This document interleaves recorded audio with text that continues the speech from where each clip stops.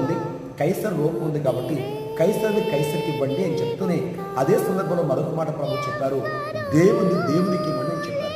ఇక్కడ మనం గమనించవలసిన విషయం ఏంటంటే దేవునికి ఇవ్వండి అని చెప్పడానికి ప్రభు చూపించిన ఆధారం ఆ పన్ను నోకు మీద కాదు, కానీ మన మీద చూపించాడు ఆయన. ఎలా అంటే మనము దేవుని పోలికలు చేయబడినాం. ఆదికాండం 1వ అధ్యాయంలో 26వ వచనాన్ని కనుక మనం పరిశీలన చేసినట్లయితే దేవుడు మన స్వరూపముకు మన పోలిక చొప్పున నరులను చేయమనే మాట మనం చూస్తూ ఉంటాం. అంటే ఇప్పుడు ఆ రోక మీద ముద్ర వ్రాత ఆ రాజుది కాబట్టి రాజుకి ఇవ్వమని చెప్తూనే ప్రభు అన్నారు, దేవునికి ఇవ్వండి అని చెప్పారు. కాబట్టి మనలో ఉన్న ముద్ర అంటే ఈ రూపము కానివ్వండి, మరి సామెతలు 20:27 ప్రకారంగా నరుని ఆత్మ యెహోవా పెట్టిన దేవుని మన వాక్యం చెప్తుంది. ఈ ఆత్మ కానివ్వండి మందు కాదు, దేవుడు మనకి ఇచ్చారు కనుక దేవునికి ఇస్తూ దేవునికి మనం యథార్థమైన బిడ్డగా జీవించాలి. అదే విషయాన్ని